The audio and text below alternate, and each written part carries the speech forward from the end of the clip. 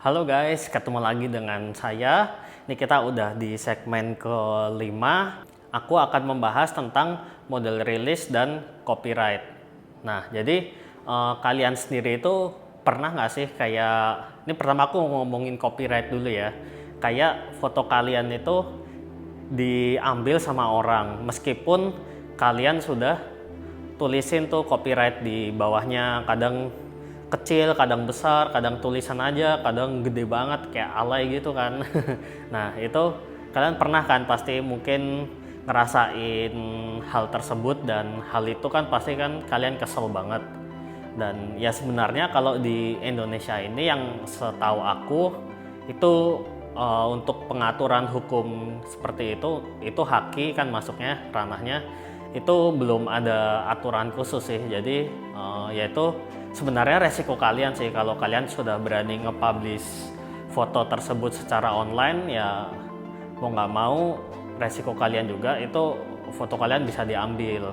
Dan kalau ini pengalaman aku sendiri ya, kalau aku itu dulu setiap foto yang aku publish itu pasti aku kasih tuh copyright, entah watermark aku atau aku kasih tulisan website di situ, atau kadang-kadang logo yang di situ. Nah, itu aku publish, dan lama-lama aku mikir kan kayak ini kok alay banget ya, kadang-kadang kayak malah merusak estetika gitu loh. Dalam foto udah bagus-bagus fotonya malah dikasih tulisan. Nah, itu kan bisa dibilang sebagai trade off gitulah. Cuman kalau dari saran aku sih, sebaiknya foto itu kalian kasih lah setidaknya copyright, meskipun kecil di kiri, di bawah. Tapi yang terlebih penting dari itu, kalian harus ngerti, jadi setiap copyright itu hak milik ya, hak milik yang aku bicarakan itu pasti dipegang oleh fotografer, karena bagaimanapun kan siapa yang motret, dan di situ kan tertulis tuh kalau kalian setting di kamera kalian itu bisa bikin copyright di situ.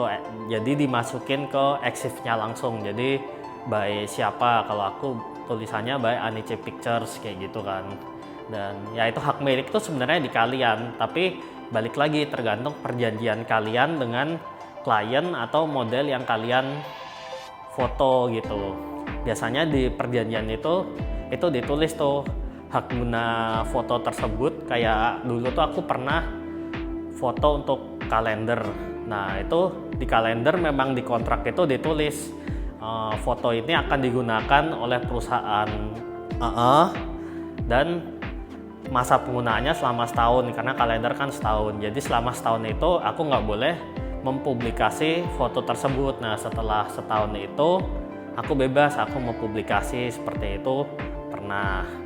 Terus untuk beberapa foto company gitu misalkan, itu aku juga pernah dapat beberapa yang aku kasih ke mereka dan aku sendiri nggak boleh publish. Tapi kalau misalkan aku buat portfolio offline segala itu masih bisa.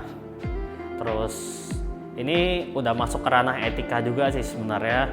Ada kasus lagi, misalkan kalian lagi motret untuk vendor lain, untuk teman kalian, atau kalian dibayarlah sama teman kalian itu untuk kalian motret. Itu gimana sih kalau kayak gitu? Itu kan berarti kan masuknya kalian freelance ke vendor tersebut kan. Nah, ini sebenarnya sudah masuk ke ranah etika. Kalau menurut aku sendiri dan beberapa teman-temanku, biasanya foto-foto yang kayak gitu, pokoknya kalian jangan pernah mengklaim itu project kalian kayak gitu. Kalau itu foto kalian, ya emang itu foto kalian, tapi kalian jangan pernah mengklaim itu sebagai project kalian. Jadi kalau kalian upload ke website atau kalian upload ke sosial media, itu ada baiknya sih kalian kasih penjelasan di foto itu. Misalkan ini yang motret siapa, ini projectnya by siapa, dan kalau perlu kalian tag juga itu vendor yang memberikan kalian kerjaan. Jadi kan itu sebagai apresiasi kalian terhadap si vendor tersebut yang sudah memberikan pekerjaan ke kita, atau ke temen yang sudah memberikan pekerjaan ke kita juga kayak gitu. Itu menurut aku penting banget sih, soalnya di zaman sekarang ini banyak banget fotografer yang nyuri hasil foto orang lain dan itu mengklaim seakan-akan itu punya dia untuk dia bisa presentasi ke klien kayak gitu. Ya nggak ada salahnya sih kalian kasih lihat contoh ke klien foto orang lain, tapi kalian nggak boleh mengklaim itu sebagai foto kalian, apalagi kalau kalian publish ke online atau ke sosial media. Itu udah salah besar sih menurut aku. Tadi aku juga mau ngomongin tentang model rilis. Itu perjanjian antara kita dengan model kalau konteksnya foto model, atau kalau dengan agensi itu juga biasanya ada namanya model rilis. Ini aku ada contoh model rilis yang aku buat untuk pencetakan buku ini. Jadi sebenarnya untuk aku bisa mempublish buku ini, itu aku harus mendapatkan tanda tangan dari beberapa model yang ada di dalam buku ini. Nah, ini kalau nggak salah ada sekitar 20 lebih lah model yang ada di buku ini. Itu aku suratin tuh mereka satu-satu, dan waktu itu kan belum zaman kan kayak tanda tangan digital gitu. Jadi aku kasih surat ke mereka satu-satu untuk mereka tanda tangan, atau aku datengin tuh ke rumah mereka satu-satu supaya mereka bisa tanda tangan model rilis itu. Biasanya kalian bikin 2 kopi, satu kasih ke dia, satu kalian bawa aja itu. Dan kalau memang perlu dikasih materai, kalian kasih aja. Dan sebenarnya selain model rilis ini ada juga tuh yang namanya property release. Apalagi ya, ada banyak sih perizinan sebenarnya yang ada, cuman yang aku tahu sih pernah tuh ada namanya property release. Itu jadi kalau kalian misalkan nih motret sesuatu, terus misalkan kalian motret model, di belakangnya ada misalkan itu perkantoran tuh, ada gedung kantor A misalkan. Nah itu untuk foto itu bisa dirilis, apalagi kalau ranahnya ke komersil yang besar-besar kayak banner atau masuk ke TV kayak gitu, itu kalian harus mendapatkan yang namanya property release juga, apalagi kalau gedungnya itu kelihatan full gitu kan. Jadi siapa yang punya gedung tersebut, nah itu kalian mintain tuh tanda tangan di situ, minta izin untuk dipublikasi seperti itu.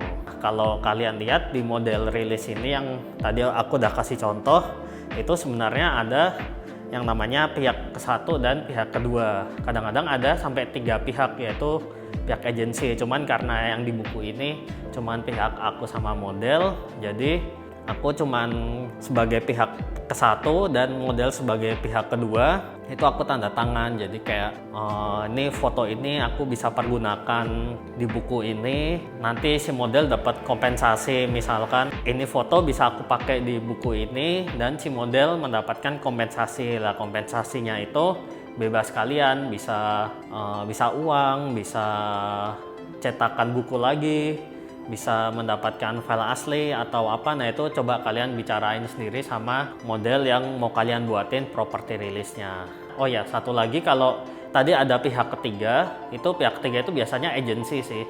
Agensi itu pengalaman aku biasanya dia akan menanyakan tuh, kalau kita minta model ke dia, dia pasti akan tanya ini untuk pemotretan apa atau untuk video klip apa gitu, tujuannya apa, sama nanti dipublikasi kemana. Dan itu sih biasanya mereka memberikan rate harga juga beda sih.